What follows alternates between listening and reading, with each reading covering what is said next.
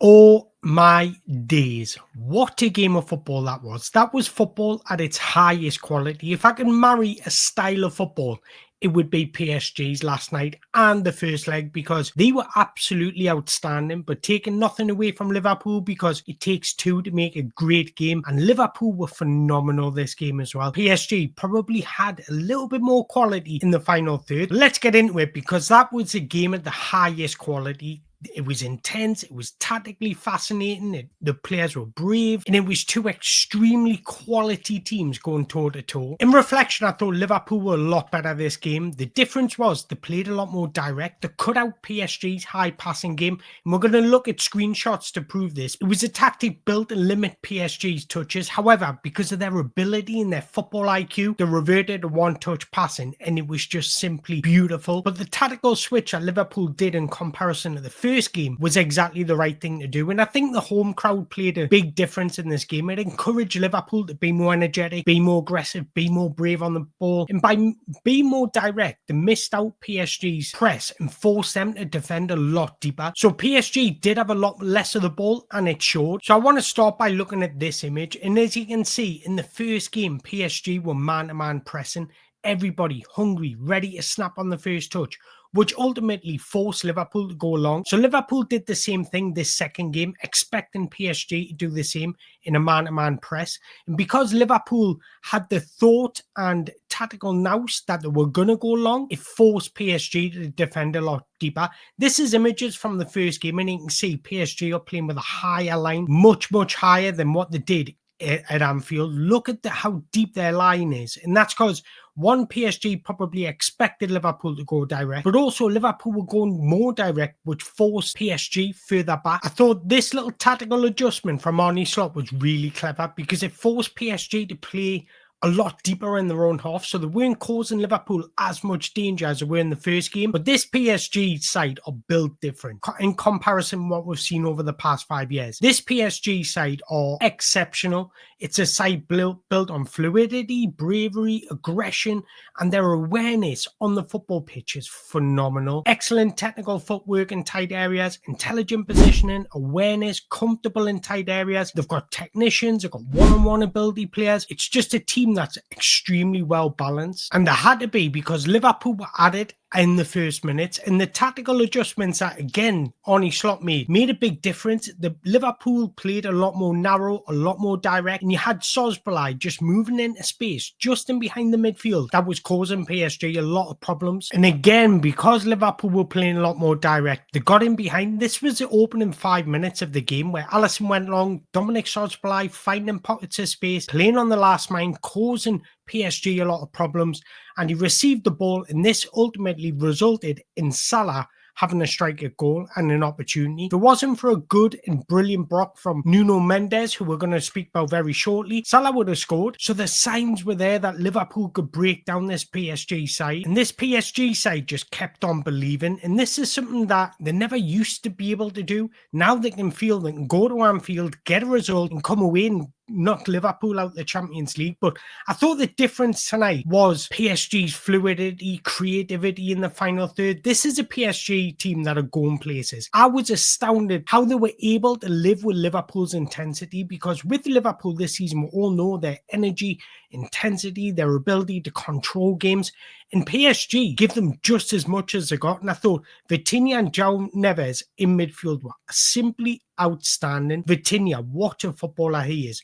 Consistently scanning, he's press resistant, comfortable in tight spaces, he always makes the right decisions, he's positionally aware, he's just simply world class. And I often say that two things kill in football: pace and movement. PSG have got them in abundance with multiple players. When X is in possession, right, player Y is a person that decides exactly where the ball goes, not the man with possession.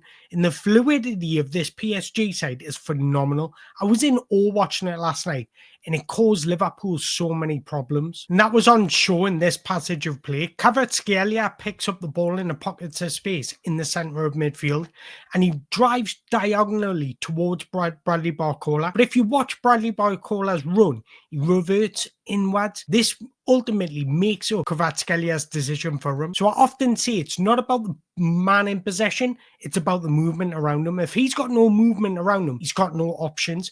And what PSG were fantastic at last night is always having an option for the guy in possession, whether that be one option, two option, or three options. They created a triangle in midfield, which caused Liverpool so much problems. But what it did was created overloads all over the pitch, and it always gave the man in possession multiple options. Now, I thought the tactics that PSG implemented in the game in possession was so clever from Luis Enrique. They reverted to a back three, but naturally you would expect Nuno Mendes with his athleticism, his pace, his directness, he would be the one advancing, but no, he was the one taking care of Salah because he's quite comfortable along Salah because he's got the attributes that can really counteract Salah's attributes. If he wants to be aggressive, he can be aggressive. If he needs to be tight, he can be tight, because if Salah's got great agility, but so is Nuno Mendes, but he's also got the pace if the ball drops in behind to keep up with Mo Salah. So I thought it was really clever, as you can see in this image. PSG reverting to a back three and Nuno Mendes being the left centre back. But when I speak about the rotational play in this PSG side, it's not just about the front three, it's all over the pitch and it's phenomenal. And this is exactly why they were able to find space and open Liverpool up, because as you can see, Hakimi is the one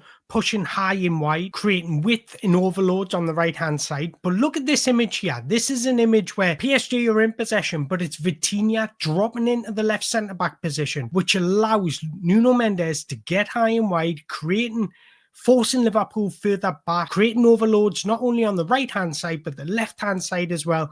And this was causing Liverpool so much trouble. And Vitinha is a cog to everything great about PSG. Even without possession, he's an exceptional footballer, and this is where PSG's goal come from. The movement from Vitinha to open up the space was delicious. And I speak about the rotational play, the interchangeable, the understanding of each other's roles in this PSG side. It's to the highest level. As you can see here, Dembele picks up the ball in space.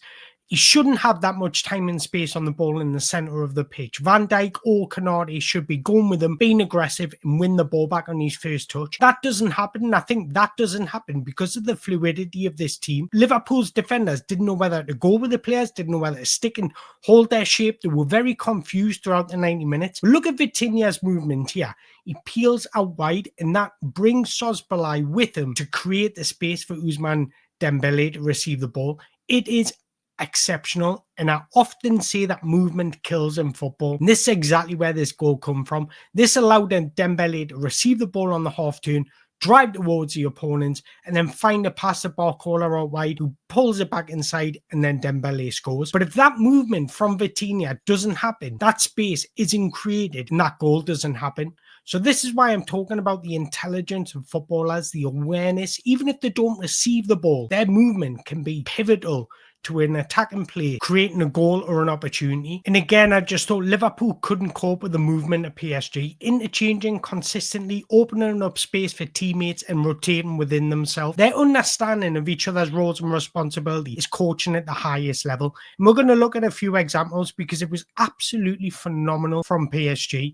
As you can see here, you got Bradley Barcola hovering the inside channels. You got Dembele hovering the inside channels, pulling Konate away. But look at Vitinha dragging his player out wide, which creates a space for Kvaratskhelia to come inside. But then you've also got Dembele popping up on the right wing, Fabian Ruiz being the centre forward. And then if you take a look at Dembele again, he's on the left-hand side. So he's been given that trust from the manager to roam around the pitch. And Van Dijk and Konate, they played well, but this movement caused them so much trouble. And again, I don't think Liverpool were bad in the night because Liverpool were good. It takes two to make a good team. But I just thought this PSG team were very much more comfortable in their own actions and what they were doing. And they had that little bit of extra quality. That might be harsh to say because Liverpool's team's absolutely gifted with quality. But PSG, there was something about them, just them one-touch vision, one-touch passing, their hunger off the ball, the intensity they played with. João Neves, Vitinha, not giving Liverpool's midfield an inch was absolutely phenomenal. Their high pressing, the work rate off the ball was simply outstanding. And that's something that you could not always label towards PSG. And the squad building of this side has been absolutely excellent. But I did feel Liverpool was slightly rushed in the final third. And that, you can't often say that about Liverpool, that they had poor decision making and poor execution in my opinion. I just thought PSG just had that little bit extra nous, that little bit extra belief that they could go through and win this game. But having said that, I thought Liverpool in the second half were very, very good. I thought they came out with a lot more energy, a lot more belief, and they really had the best opportunities in that second half slightly. But then I did feel like the legs just ran out, and that gave, again, the belief back into PSG that they could win this game. They dominated the extra time, and then the game went to penalties. It's a lottery in penalties, to be honest. But I want to speak about the squad building of this PSG team, because 3 years ago, PSG had the 10th oldest side in Europe. Now, this year, they've got the 3rd youngest side in Europe. That is squad building at its absolute finest, but they've got a balance of everything. They've got experienced players with Hakimi, Marquinhos, Fabien Ruiz, Ousmane Dembele. He's been around a very long time. He's 27 now, so he's been around the block. You've got your dictators like João Neves, Vitinha, William Pacho, who's very good at playing out from the back, Fabien Ruiz. And then you've got your one-on-one special moment players, Bradley Barcola, Kvaratskhelia, Desire Doué, who's absolutely phenomenal, Ousmane Dembele again. Then you've got your athletes like Nuno Mendes and the rest of the team, because they're all extraordinary athletes. And if you look over my Twitter, these are players that I've said for a long, long time would become stars. I was saying it about Bradley Barcola back in 2022. I was tweeting about William Pacho back in 2021. I was tweeting about Nuno Mendes when he was still in the academy. I was speaking about Desire Doué back in 2022, and I literally wrote about him. He was going to be a star. So I kind of expected, when they were piling these players together, that something good would come of it. I was actually tweeting about João Neves and Vitinha. When Vitinha was at Porto after he spell at Wolves, I actually tweeted out saying, the next person that buys this kid is going to get the next best thing. And he's slowly but creeping up in football, is becoming one of the next best things. Just his ball appreciation is out this world. He's a joy to watch. This PSG team are a joy to watch. But in reflection, I thought the best team went through, in my opinion. And I would love to see PSG go on and win it. I can't lie. This squad is a very likeable squad. And the football they play is very exciting, entertaining, gets you off your seat. And that's what I want to see in football. So good luck to PSG. Commiserations to Liverpool, because it's tough when you finish top of the league table but get PSG the next round. That is hard luck. And it's funny because back in 2022, PSG's owner came out and said he wants to get rid of flashy bling bling, meaning the superstars, the Lionel Messi's, the Kylian Mbappe's, the Neymars. So this is no coincidence. This is planned. This is strategic planning in football at its absolute finest. So you need to give PSG credit for it. But look, I've enjoyed making this video. I hope you've enjoyed it as well. If you have, make sure you hit that like button, hit that subscribe button on your way out. Don't forget to drop us a comment with your thoughts in the below. But once again, I want to wish PSG all the best, because I would love to see them win it. Until next time, ciao for now.